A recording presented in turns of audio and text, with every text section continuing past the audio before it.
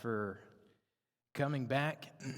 Especially thank you for coming back tonight because we're continuing, like I said, a little mini-series on the phrase of with Christ. And since I told you last week we're going to do it again, it's encouraging that you came back.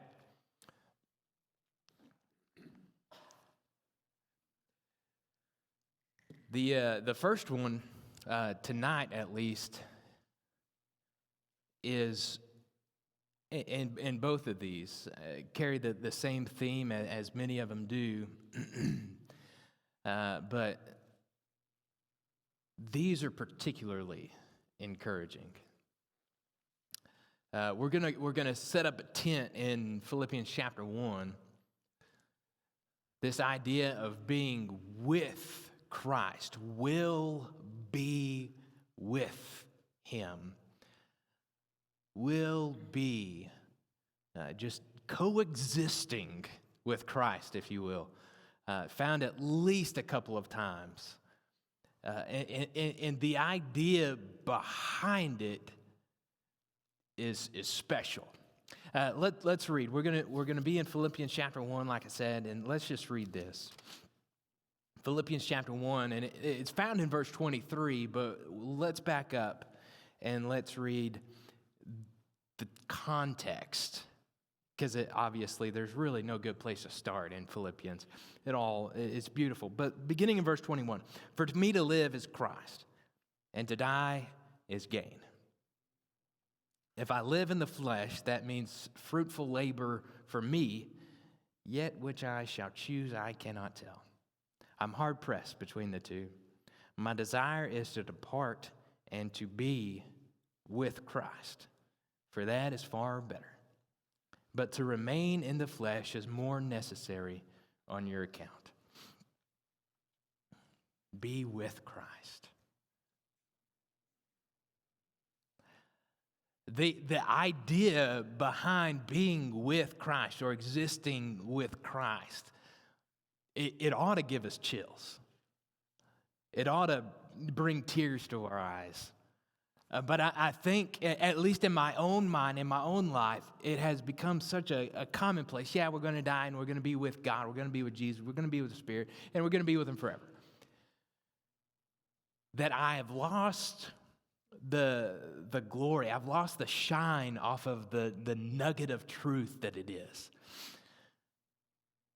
Because Paul here, he talks about the next life, and it's to be with Him. And he thinks about it in the form of a transition, right? It's when we die in our life, it's not a cease to exist. It's just we were here, and now we're going to be there. I will be with Him. Like I'm still existing. It's to be, but it's just to be different. And sometimes, at least in my own mind, I think about, I cease to exist in this life, and I cease to exist in this world, and then God's going to create me again. At least that's in my mind. I may not ever say it that way, but that's sometimes how I begin to think of it. But it's not that way. It's not like we're going to be somebody completely different. It's I'm here now, and when I pass, it's just another moment in life. Just another transition. To be. We're still going to exist. Now, we know in 1 Corinthians chapter 15, we're not going to exist in flesh and blood, right? Because that's just a sheer kernel of what will be. And it's not going to be a physical body, because the physical is going to give way to the spiritual. And it's not a natural thing, because it's going to give birth into this eternal thing. But it's still me. It's just a smooth transition into, and I love thinking about death that way. It's just a transition into the next part of existence. And we see glimpses of that as the Holy Spirit describes the death of those who pass in Christ. Because a lot of times he describes those, if you pay close attention, he describes it as falling asleep. It's like, do you know the minute that you fall asleep? It's just a kind of a transition, isn't it? It's like we know that I was awake at one point and then I wasn't. And maybe that's how death is. It's a transition into something else. I know when I've been woken up, but I don't really, or I've never, at least, maybe you have, been able to pinpoint the moment that I fell asleep. Paul sees it to be, it's just a transition. And then you see this beautiful thought as a union, right? To be, and I'm going to exist, and I'm going to exist perhaps in a different, but in a much better way with Christ.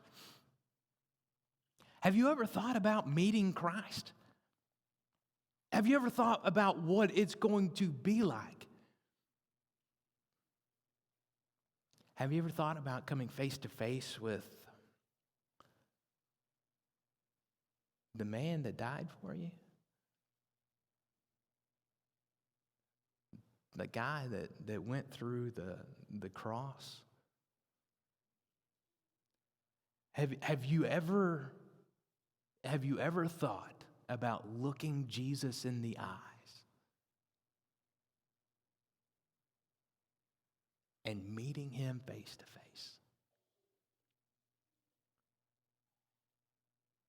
To be with Christ. Have you ever thought about being able to cry in front of him, or to give your deepest sense of gratitude, as maybe like Thomas, we can stick our hand in his side and finger in his wrist or hand? I don't know what it's going to be like, but to simply be with him. You know, there's some people that you just want to be around, right? Life is always better with those people. And maybe it's the way that they laugh, or maybe it's the way that they make you feel. And I've got certain people in my mind. Maybe you've got certain people in your mind. You just love to be around them. They bring a certain energy that is contagious, and you like it. I think just being around Jesus, just being near him, just being in the same vicinity as Jesus would be just like static electricity, so contagious that we would just be drawn, like that magnanimous personality. We're just drawn to Jesus. But not just that. We get to experience eternity side by side, face to face with the one that paid the price for us. Tell me, in what world, in what reality is that okay? Does someone get the chance to meet the one that gave them life? And we can see Jesus, we can look him in the eyes, and we can tell him, thank you for what you've done. To be with him, just to be near him. Maybe you've read the poem, I can't remember what it's called, Footprints in the Sand or something like that. And you're walking along and you're hand in hand with Jesus. This is the poem. This is John's version, okay? You're hand in hand with Jesus, and then all of a sudden you look down and there's only one set of footprints. When life gets tough, there's only one set of footprints, and you begin to question, where is God? Why is Jesus not with me anymore? And then all of a sudden you remember, he's carrying me. I am the burden that he bore. I am the reason he went to the cross. And to see that and to be with him,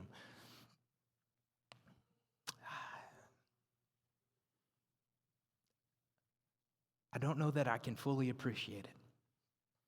I don't know that I will until I get to look him in the eyes and to tell him how much I love him.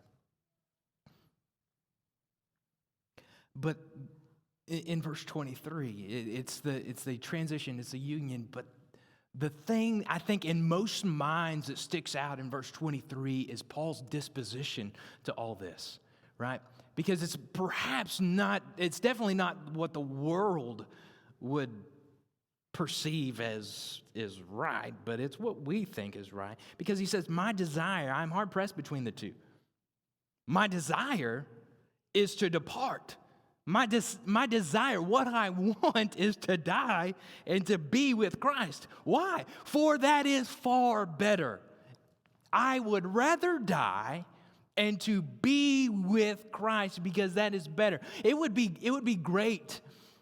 It would be great, but he says it's far better. It's surpassing the superlative idea of it's not just good, and it's not just good, and like it goes beyond great. It's far better. So when we think about being with Christ, I don't think we can fully, I don't think I can fully grasp how much better it's going to be. And I begin to wonder and ask myself, why am I holding on to anything in this world?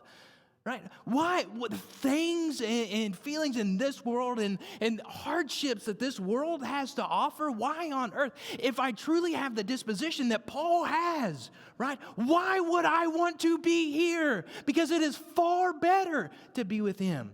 Until I get through my thick skull, the same desire that Paul has to die and to be with him, I'll always struggle. I mean, this world will always have a pull and a hold on me.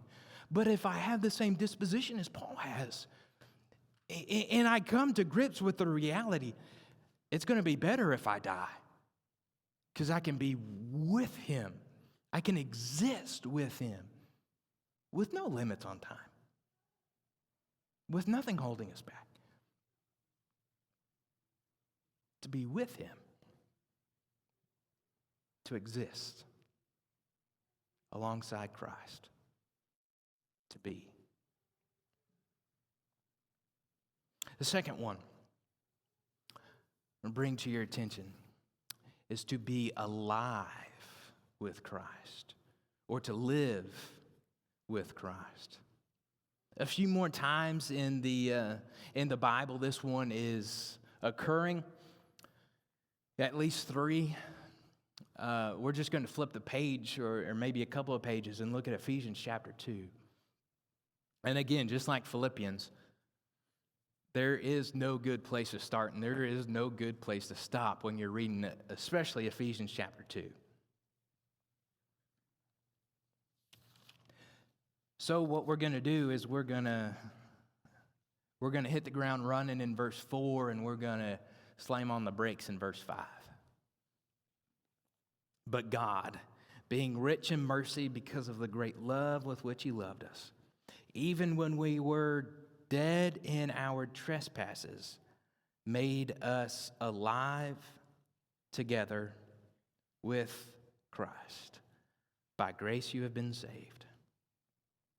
So you read verses 1 through 3 and you see this dire state that humanity that I am in. We were dead, we were so dead, and there is no hope in our flesh because we were, he describes it as sons of disobedience. That is us.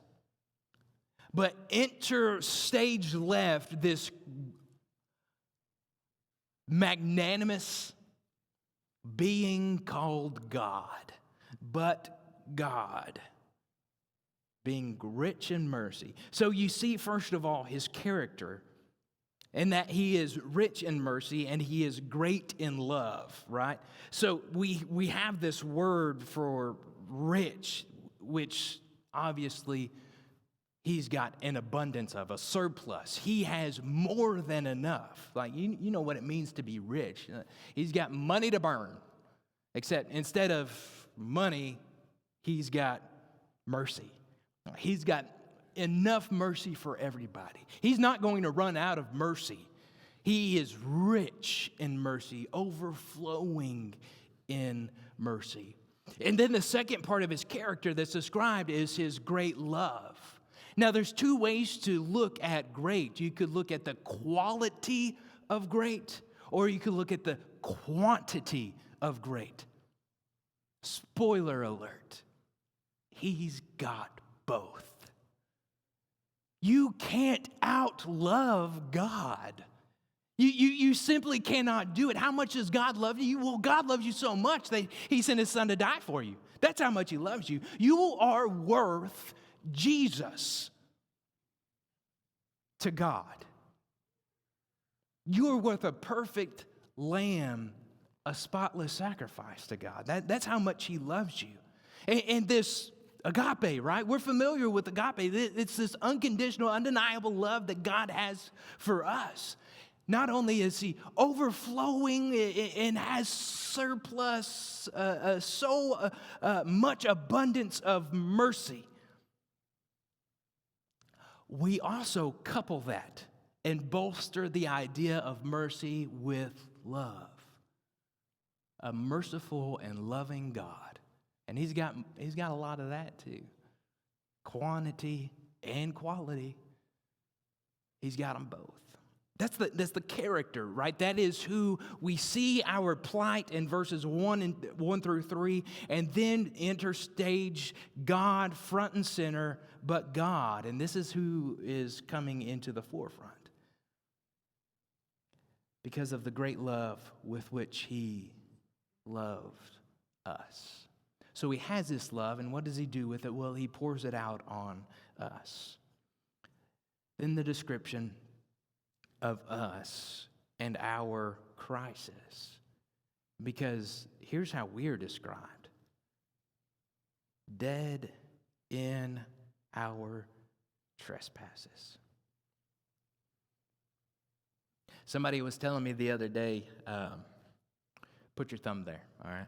Somebody was telling me the other day about a boat, that they were getting their boat out for the first time all season. So he was backing the trailer up. All right. He was backing the trailer up, and she got on the boat. All right. So she was going to bring the boat around to the dock and pick him up after he went and parked the trailer. Okay. That's great. So he backs down the ramp, and he gives it a little shove, and he takes off. So after a few seconds of floating out into the water a little bit, she goes to crank it up, and oh man, she was dead in the water. And he is on the shore. What do? It's fun having a boat until it doesn't work. And then it's not very much fun at all. That is what the image that comes to my mind when I think about dead in our trespasses. You are out in the middle of the lake, and there is no hope. What do? You can try to paddle, right? You can try to get out and manually fight your way to the shore. You can holler and scream all you want to, but it's not going to get you any closer. What do? Like they say, you got to wait for help.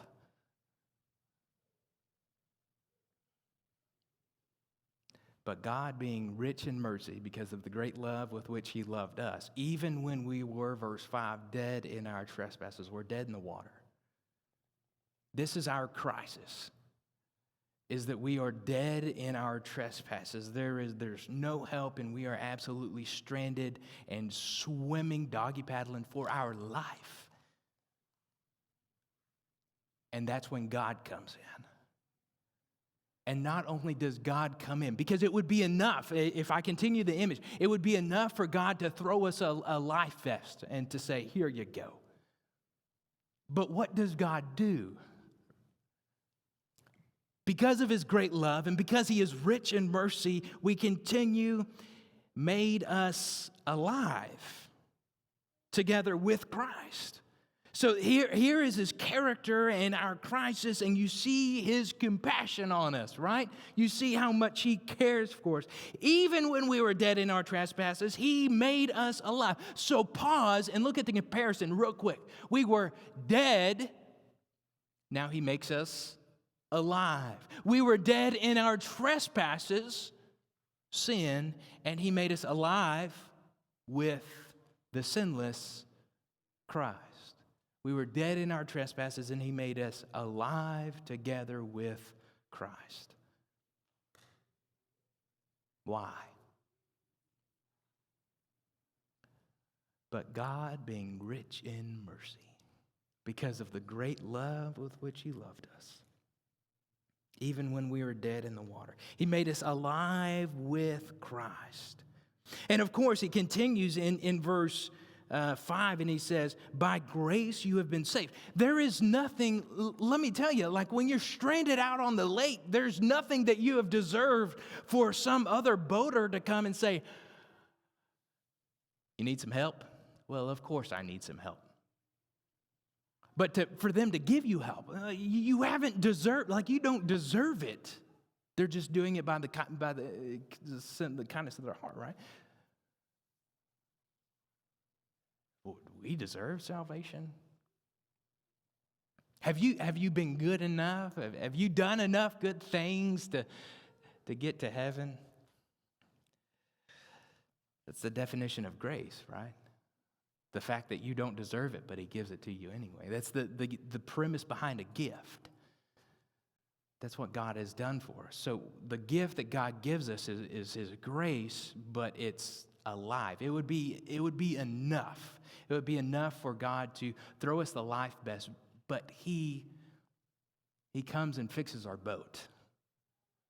He comes and fixes us, makes us alive with Christ. And he does that because of his grace. But then he continues, because this is a recurring thought in verse 5, because it recurs right after this and in verse 8. For by grace you have been saved. And here we have an addendum. Through faith. And this is not of your own doing. It is a gift of God. It is the gift of God, rather. Now, faith, a lot of people will say, well, you can't earn your way to heaven. And I understand that. You can't do anything to deserve the grace of God. And I understand what you're saying. But you have to do something, right? Which is the premise of faith. Faith is this mental understanding with physical actions. I've heard it put this way. Faith is a verb. Because a lot of times we think about it as a noun, and understandably there is the faith that we have in God, but it moves us to action. And that's what we're talking about here in chapter 2. We were dead, and now we are alive. What a beautiful idea. But here is the underlying thought. Here is this is the icing, if you will. We're dead in our trespasses, and God makes us alive. But in true divine fashion, God goes above and beyond. He makes us alive with Christ. Now, how does Christ appear? One day we will be with Christ. The underlying beauty of this thought is that we will be glorified with Christ.